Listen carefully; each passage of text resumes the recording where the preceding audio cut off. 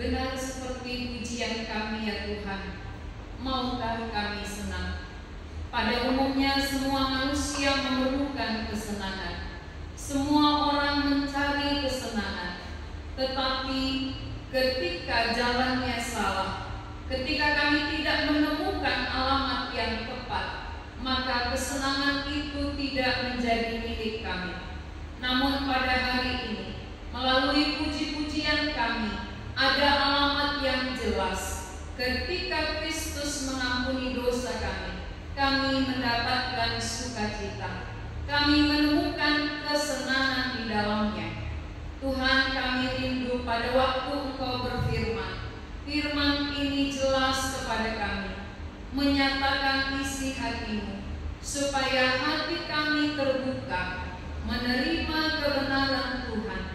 Kami berdoa supaya Roh-Mu yang kudus bekerja dengan leluasa di tengah-tengah kami, baik yang hadir di tempat ini maupun yang mengikuti melalui online. Biarlah kuasa Roh-Mu yang sama menolong kami, memberikan pengertian kepada tiap-tiap telinga yang mendengarkannya, supaya firman-Mu menjadi berkat bagi kami. Dalam nama Tuhan Yesus kami berdoa. Amin. Jemaat dipersilakan duduk kembali. Mari kita membaca dari Kejadian pasal yang ketiga ayat 15. Kejadian pasal yang ketiga ayat 15. Saya akan bacakan kepada kita. Kejadian pasal 3 ayat 15. Bunyinya seperti ini. Aku akan mengadakan permusuhan antara engkau dan perempuan ini, antara keturunanmu dan keturunannya. Keturunannya akan meremukkan kepalamu, dan engkau akan meremukkan tumitnya. Tema khotbah kita hari ini, janji tentang Mesias. Ini sudah bulan November. Sebentar lagi kita akan memasuki perayaan Natal. Kelahiran Tuhan Yesus kita rayakan setiap tahun pada bulan Desember. Jadi sebelum masuk perayaan Natal, tentu ada janji tentang kelahirannya. Janji tentang kedatangannya itu sudah dinubuatkan terlebih dahulu, sehingga apa yang dinubuatkan digenapi, maka ada perayaan. Jadi kalau kita merayakan hari Natal, itu berarti janji Allah genap. Bukan hanya baju baru, bukan sepatu baru, bukan makan enak ya di dalam perayaan Natal, tetapi menggenapi apa yang Allah janjikan di dalam firman-Nya yang tertulis di dalam Kejadian pasal 3. Berarti jauh sebelum Yesus lahir. Jauh sebelum Yesus lahir sudah ada janji tentang kedatangannya. Kejadian pasal 3 ini adalah sesudah jatuhnya Adam dan Hawa ke dalam dosa. Ketika Adam dan Hawa jatuh ke dalam dosa, mereka mengalami kematian. Mereka mengalami maut. Seperti yang Tuhan katakan sebelumnya. Tuhan katakan jangan kamu makan buah, ya, tentang pengetahuan yang baik dan yang jahat. Kalau engkau makan, engkau pasti mati. Sebelum mereka makan, sudah ada peringatan. Peringatan dari Tuhan, jangan makan. Kalau makan pasti mati. Tapi akibat ketidakpercayaan mereka, akibat keraguan di dalam hati mereka, sehingga mereka ambil. Mereka makan, dan apa yang Tuhan katakan benar terjadi. Tuhan katakan pada saat engkau makan, engkau pasti mati. Jadi mati yang terjadi pertama sekali adalah mati secara rohani. Ketika mereka makan buah yang dilarang oleh Tuhan, saat itu juga mereka langsung mati rohani. Mati rohani itu berarti hubungan dengan Allah putus, hubungan dengan Allah renggang, rusak. Maka ketika mereka makan, selesai makan, mereka langsung bersembunyi.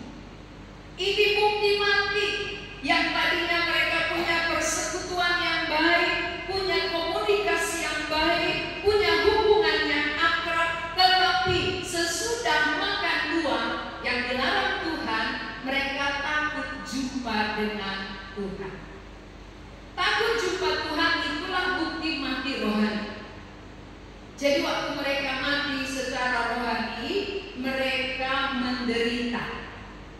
Penderitaan pertama adalah ketakutan.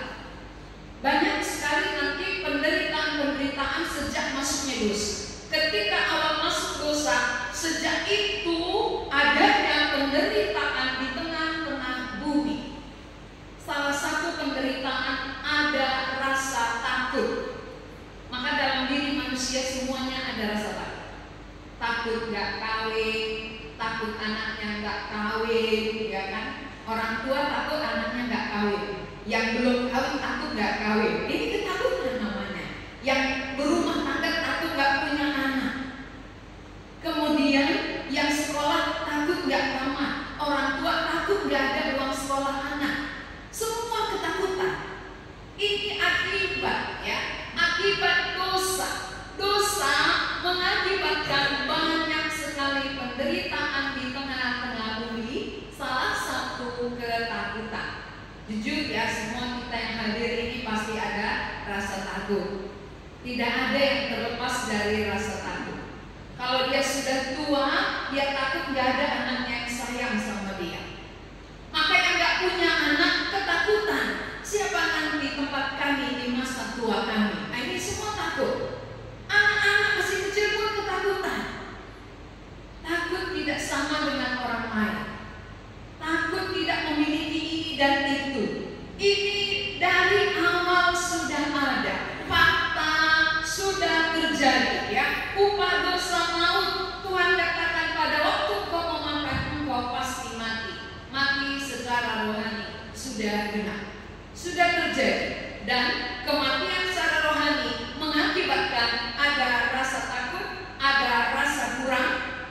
Ya, pasti semua orang merasa kurang.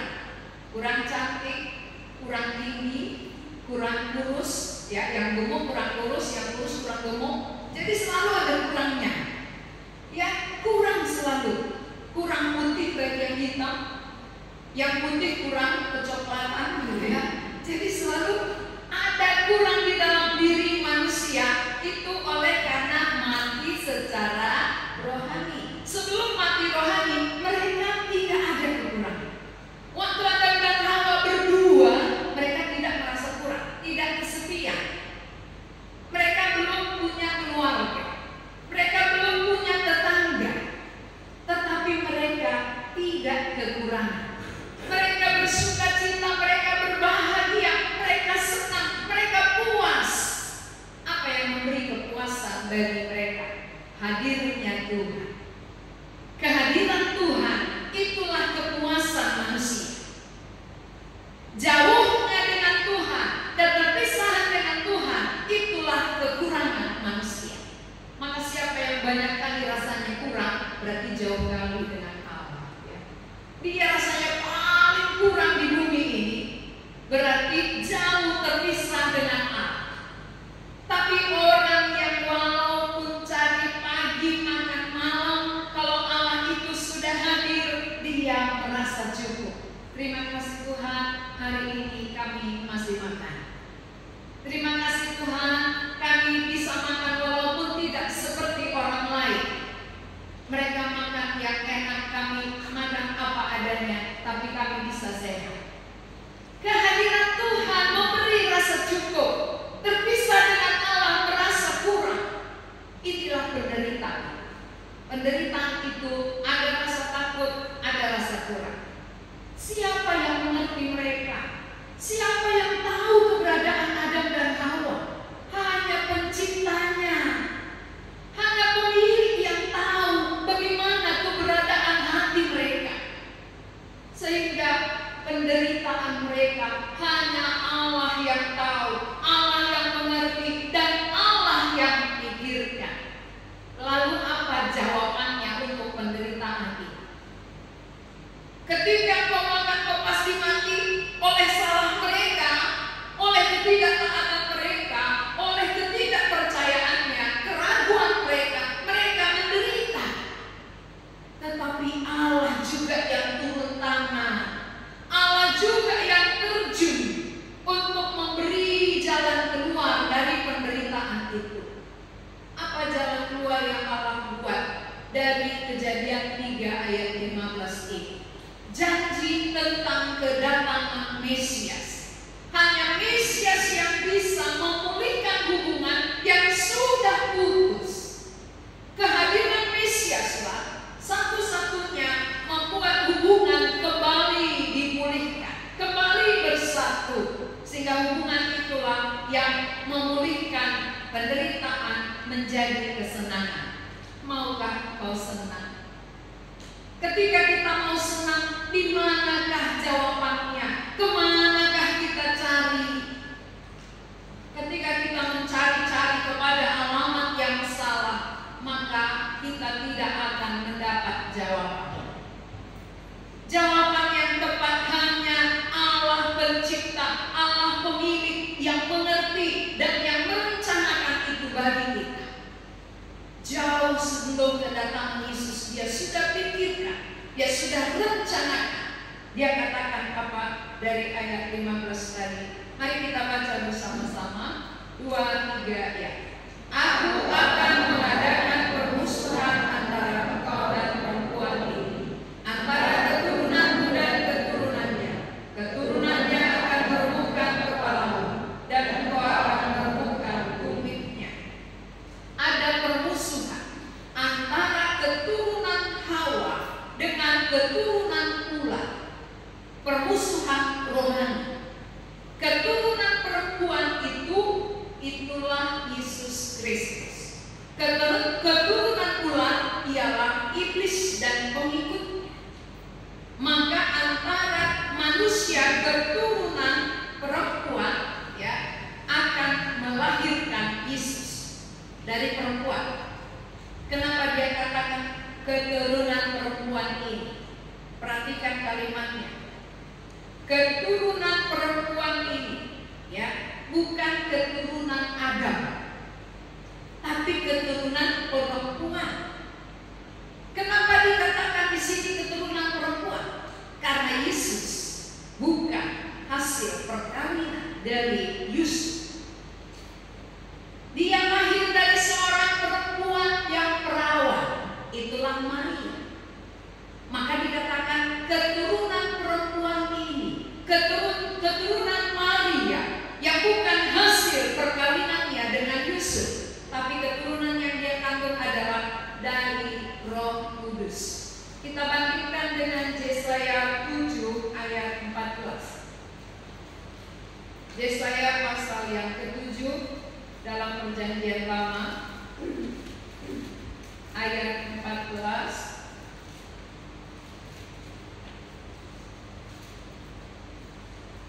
Saya akan bacakan. Sebab itu Tuhan sendirilah yang akan memberikan kepadamu suatu pertanda. Sesungguhnya seorang perawan muda mengandung dan akan melahirkan seorang anak laki-laki, dan ia akan menamakan dia Immanuel. Seorang perempuan muda akan melahirkan seorang anak laki-laki. Nabi Yesaya sudah menubuatkan. Kejadian pasal 3 sudah dinubuatkan, disambung dengan Nabi Yesaya, bahwa wanita atau perempuan yang dimaksud di dalam kejadian itu, itulah Maria.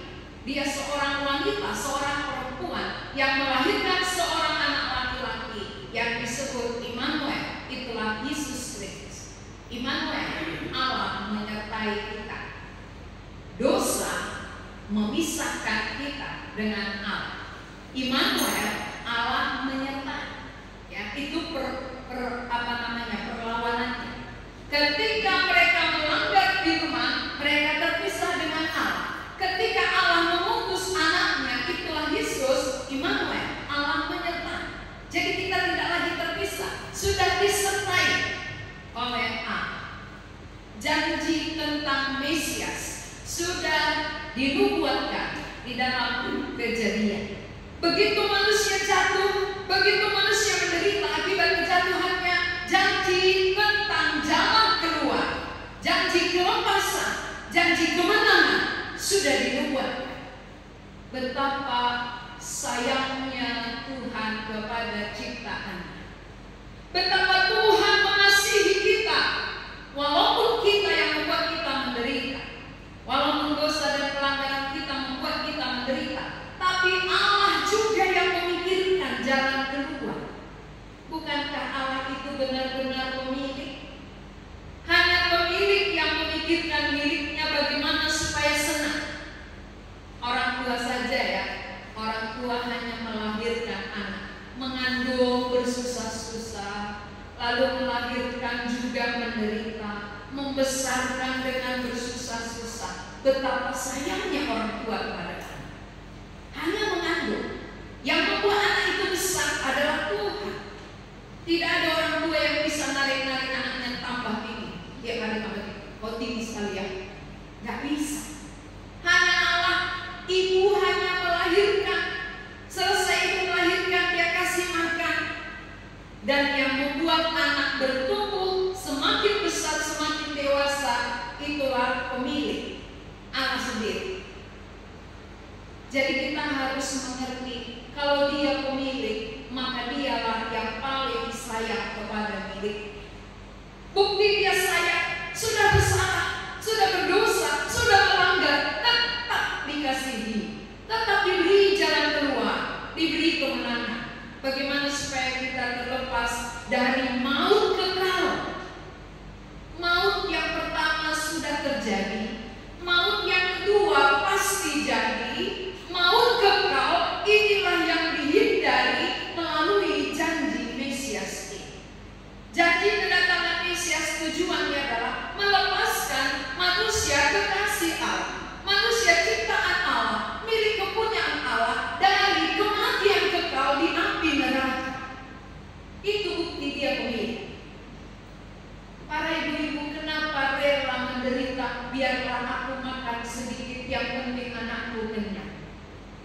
Biarlah aku makan apa adanya, yang penting anakku bisa sekolah. Karena kita yang melahirkan dia, kita mengasihi dia. Kita saja manusia mengasihi anak kita, apalagi Allah pencipta. Dia menenun kita di dalam kandungan ibu kita. Dia jauh lebih peduli, dia jauh lebih mengasihi manusia. Maka dia rela memberikan jalan keluar. Jauh-jauh sebelum kedatangan Yesus, dia sudah janjikan bahwa keturunan perempuan ini akan meremukkan kepalamu. Kepala dari keturunan ular itulah iblis. Dan keturunan ular akan meremukkan tumitnya Yesus. Kapan dia remukkan tumitnya? Ketika dia mati di kayu salib. Itu meremukkan tumit. Karena dia bukan kalah. Tuhan Yesus walaupun mati di kayu salib, dia bukan kalah. Dia hanya tumitnya sedikit. Karena ketika dia mati, dia bangkit lagi dari kematian. Ada kemenangan. Tapi iblis yang diremukkan kepalanya itu benar-benar kekalahan. Kekalahan bagi musuh. Kalau ular itu bisanya di mana? Di mana bisa ular yang mematikan? Di perutnya atau di ekornya? Di kepalanya. Ular itu bisanya yang mematikan sehingga disembuhkannya itu di kepala. Maka janji ini adalah meremukkan kepala, artinya menghancurkan kuasa yang mematikan di dalam iblis. Iblis itu mematikan kita, tetapi kematian Tuhan Yesus itu mematikan kuasa musuh, kuasa iblis yang mau mematikan semua manusia. Maka Nabi Yesaya sudah menubuatkan dari Yesaya 53. Mari kita baca Yesaya 53 ayat yang kelima. Yesaya pasal 53 ayat 5.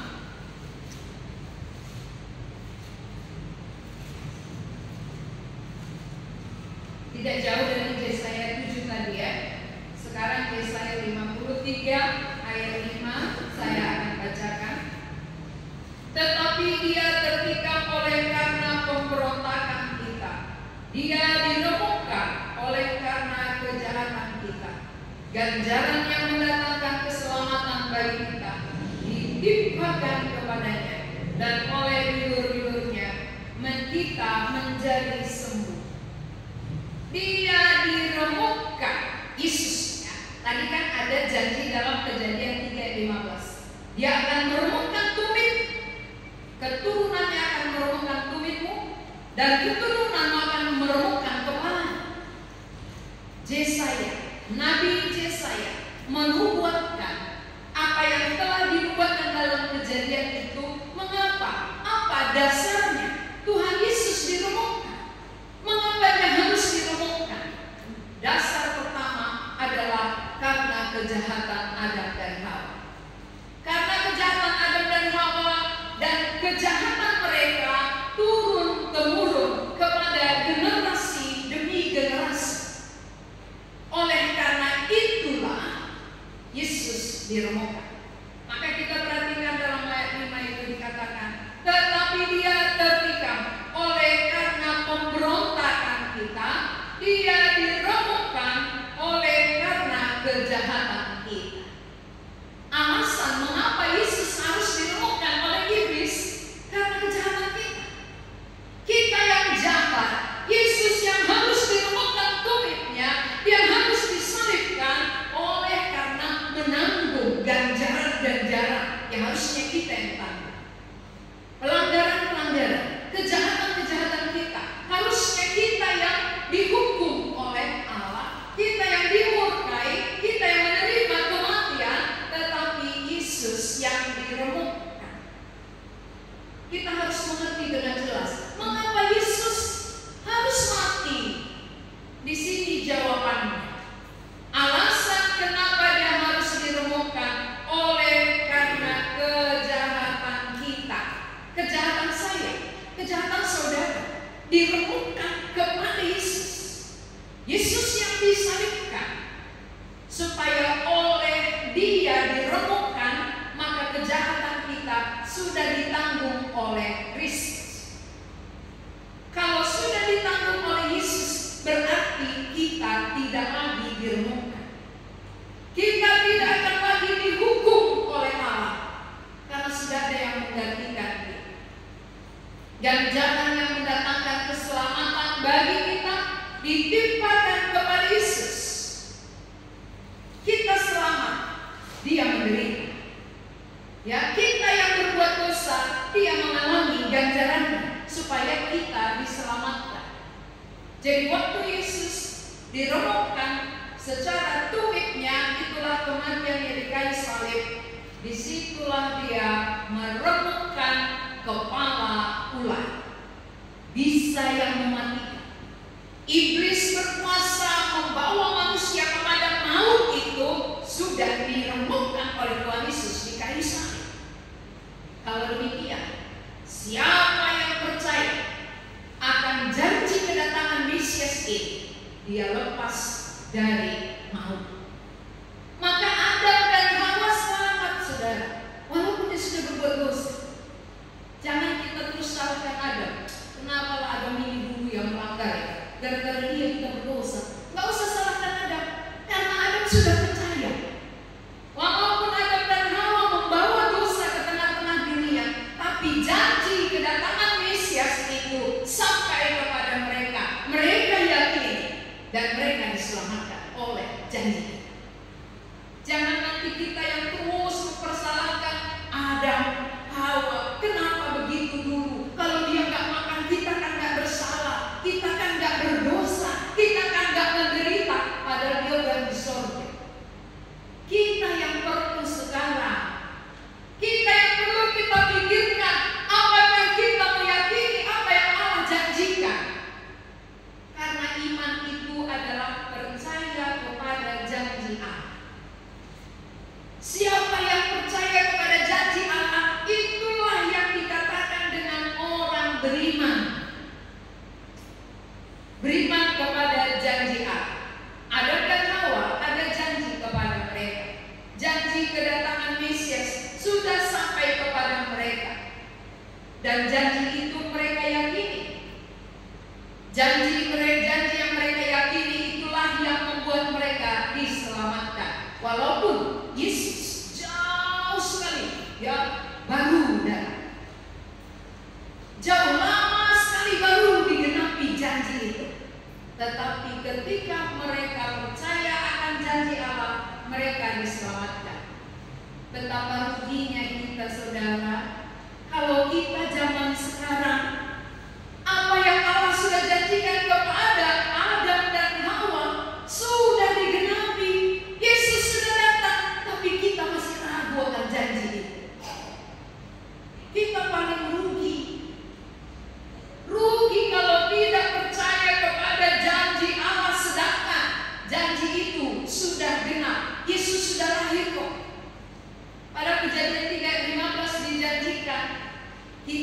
Zaman kita ini adalah zaman akhir.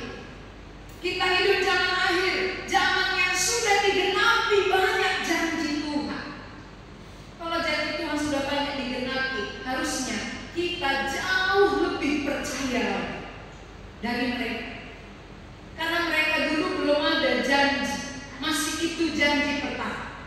Janji pertama kepada Adam, Kejadian 3 ayat 15. Kalau kita di dalam nabi-nabi banyak sekali janji-janji, dan semua janji-janji ini sudah digenapi oleh Tuhan. Sebelum Tuhan Yesus disalibkan, sudah dijanjikan bahwa Dia akan mati, akan dikubur, akan bangkit, sudah genap. Lalu mengapa kita yang sudah melihat banyak digenapi tapi masih meragukan akan janji Allah? Mari kita bangkit berdiri dulu supaya tidak ngantuk. Kita bernyanyi satu lagu. Kasihan nanti janjinya nggak sampai, ya kan? Kalau nggak bawa janji pulang, nggak akan jumpa dengan yang berjanji. Pembuat janji adalah Tuhan. Siapa yang memegang janji dan percaya akan janji, dia akan jumpa dengan pembuat janji. Tapi siapa meragukan janji, dia tidak akan ketemu dengan pembuat janji. Jadi rugi. Maka seringkali kalau kita berjanji dengan seseorang, kita berusaha untuk menepatinya. Kita berusaha berjuang untuk bertemu dengan dia. Tapi kalau Allah yang berjanji, apakah ada berusaha bertemu dengan dia yang berjanji itu? Kita nyanyikan satu lagu lagi. Kalau maukah senang tadi ya?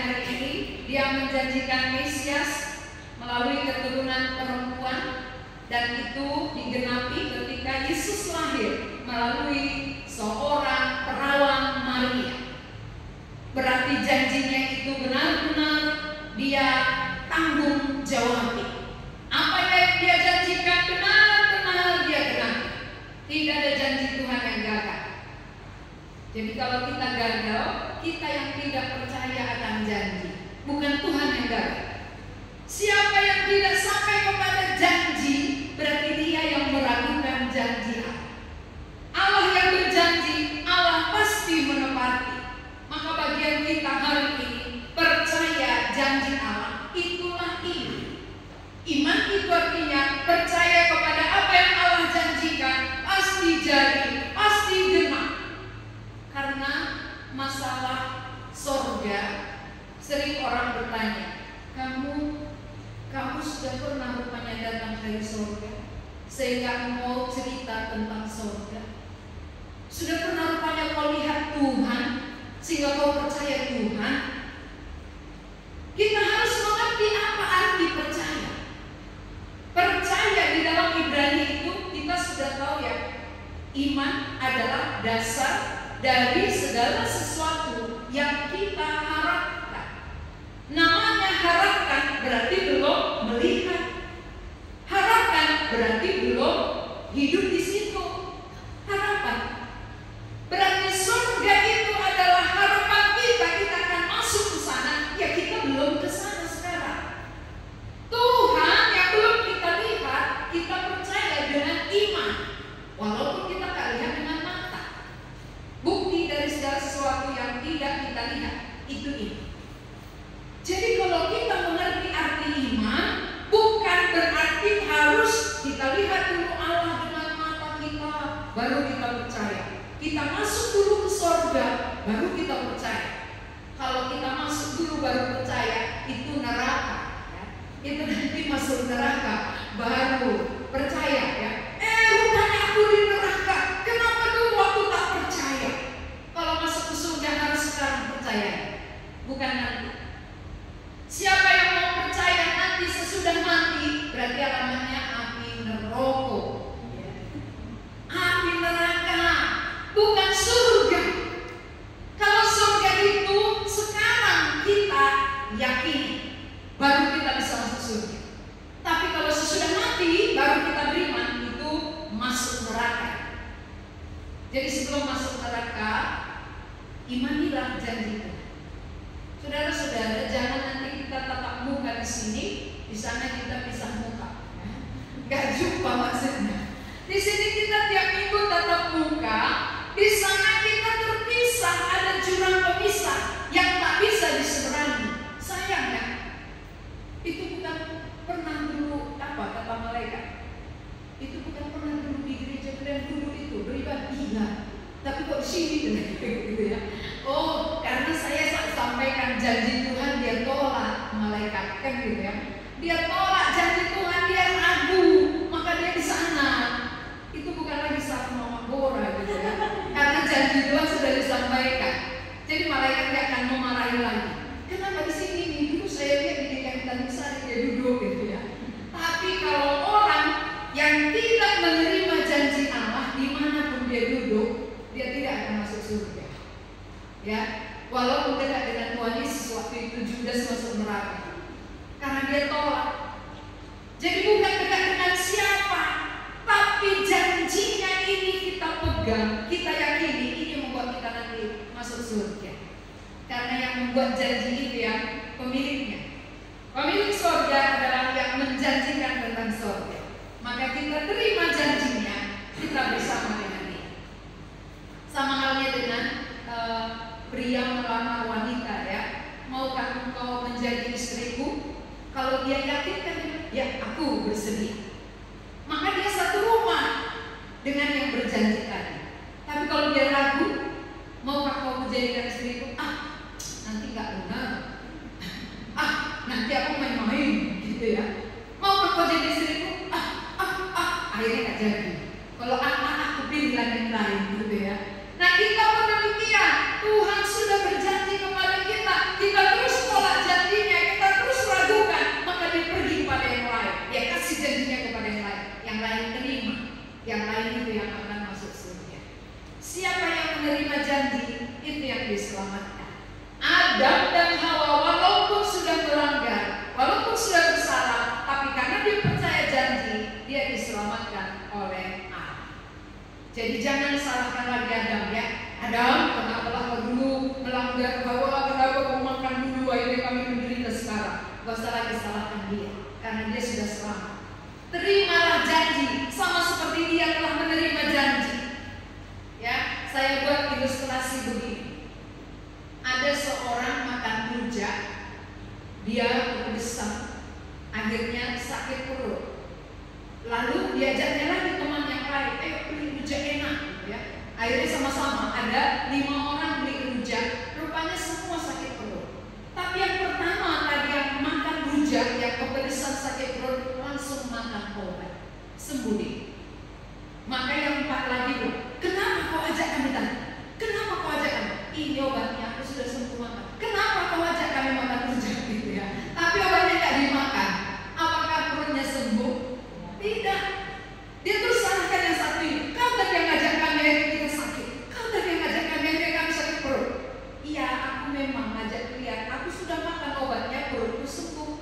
ini, tapi dia tolak, dia tetap sakit. Sekarang pun demikian. Adam dan Hawa memang membawa dosa ke tengah-tengah bumi, tapi janji keselamatan sudah sampai kepada mereka. Mereka sudah terima. Maka dia katakan, terima janji ya. Aku percaya, kalian juga harus percaya. Walaupun kami membawa dosa, tetapi janji keselamatan sudah diberikan oleh Allah. Ini yang akan menyelamatkan kita. Itu yang harus kita terima, bukan mempersalahkan lagi ya. Oke, coba tanya istilahnya. Kamu janji siapa yang sering kamu percayai? Coba tanya yang sebelumnya. Janji siapa yang sering kamu percaya?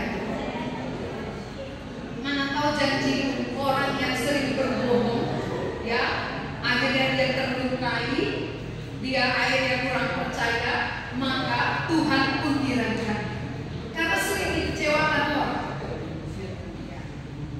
Oke, apa jawabannya? Janji siapa yang sering dipercaya? Janji pacar.